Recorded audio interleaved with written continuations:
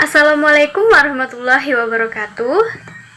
Hello everyone, I'm Putri Aulia Firanti with name 19 10 12 52 236 from grade 5E primary school teacher education. Here, I will present the result of my literature review and detailed analysis of the causes of stunting in children in Indonesia. Okay, just go ahead. The first is an introduction. To create a future golden generations that can compete with the problem of the 21st century, it is necessary for individuals with have intelligence both physically and psychological to be able to meet the realizations of this. Children are the nation assets in the future.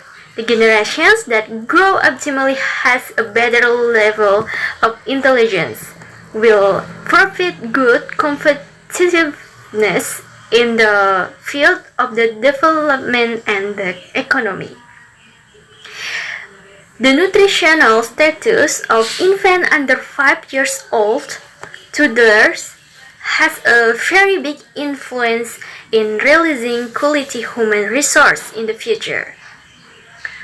However, the fact is that currently one of the nutritional problems experienced by toddlers in the world is the incidence of stunting. Stunting or malnutrition based on height for age is an indicator of chronic malnutrition. Stunting is a new issue is in the spotlight of WHO to be resolved immediately because it affects the physical and functional body and increase child morbidity. In 2017, 22.2% or around 150.8 million children under 5 in the world experienced stunting.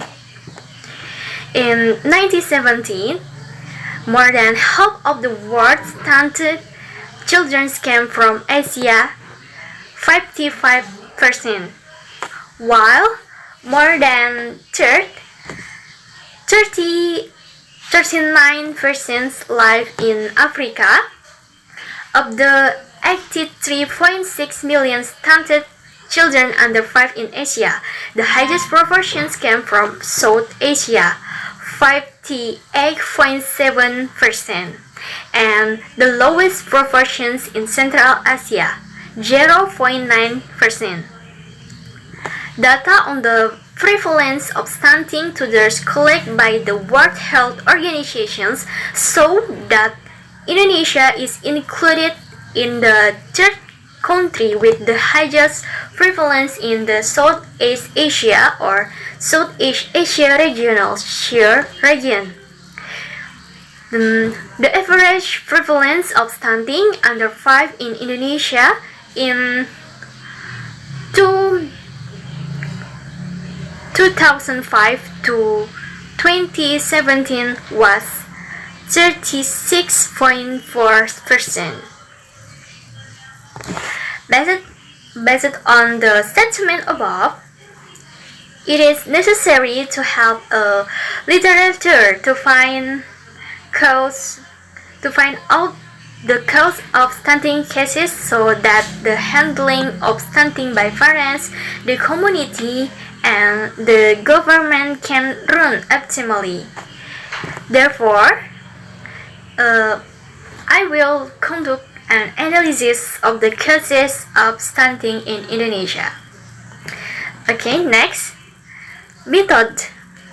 This study uses a systematic review designed to identify, evaluate, and summarize all quality and relevant findings related to the causes of stunting in children from the Google Scholar database. You can see a flow diagram that show the article search process starting from identification, screening, usability, and inclusions. Okay, next, result and discussions. Based on the result of article screening and determinations of eligibility criteria, 7 articles meet the criteria for review. In the theoretical framework of UNICEF, 1997 states that the cause of malnutrition is caused by 3 main causes, namely the basic cause, the underlying cause, and the immediately cause. Stunting is one of the chronic nutritional problems that uses this theoretical framework as a reference for the cause of the conditional. Based on the result of the review, it is known that the causes of stunting in children include: the first is low toddler energy intake. Low energy consumption is the main factor that causes stunting in children under 5 in Indonesia.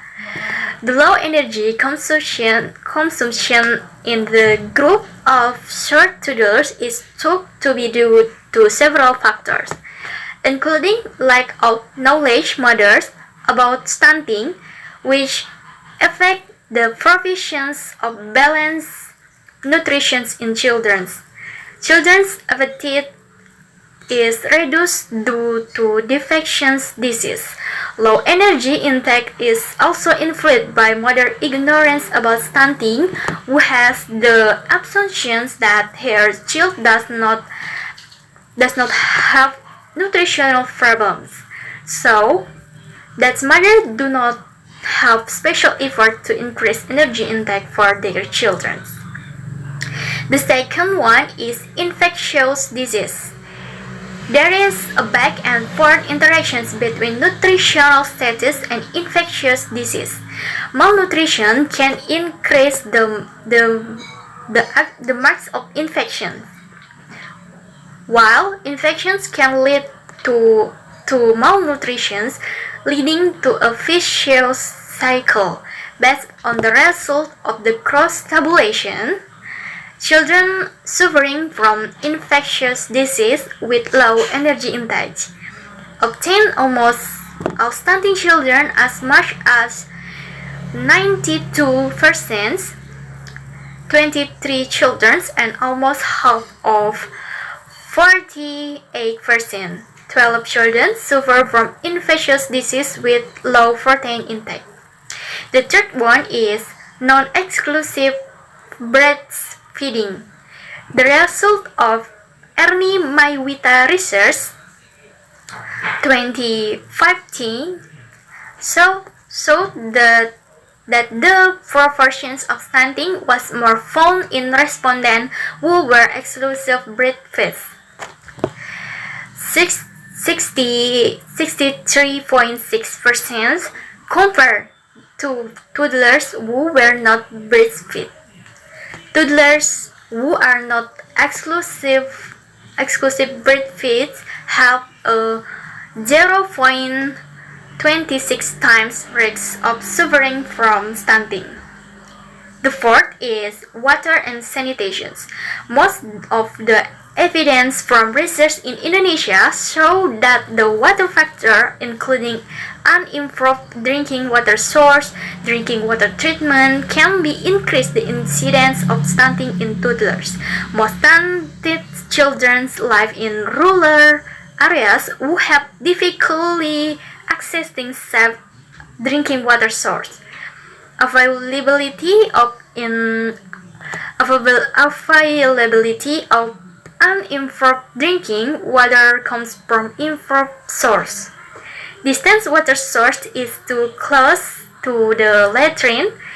Inappropriate water treatment before consumption can cause nutritional disorders in children. This happens because the water contains pathogenic microorganisms and other chemicals. causing children to experience diarrhea and EED. If diarrhea continues for more than 2 weeks, the child will experience nutritional disorders in the form of stunting.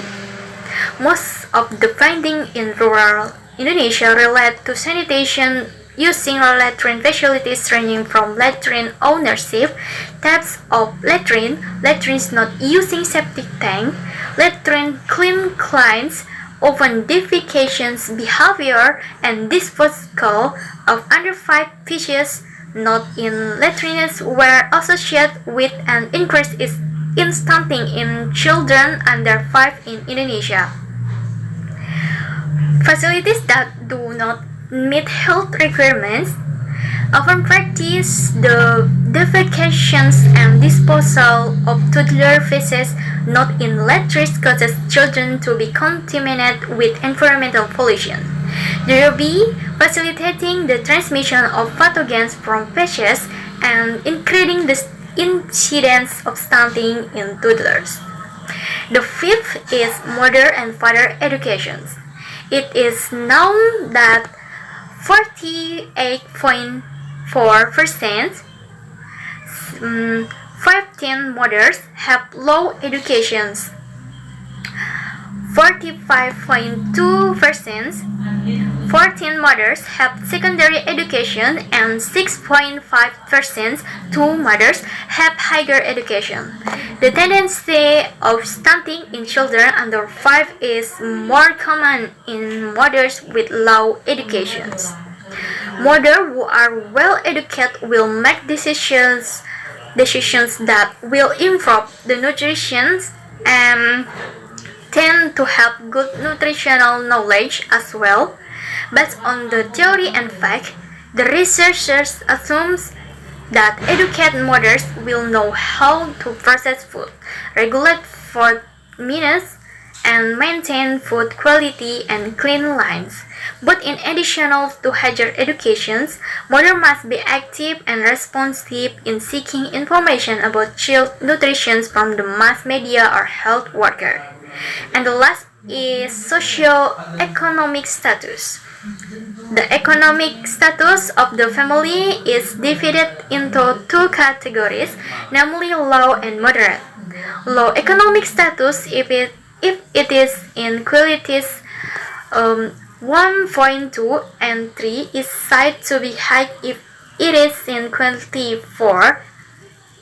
Based on the result of research by Mujanti et al., 100% have families with sufficient economic status.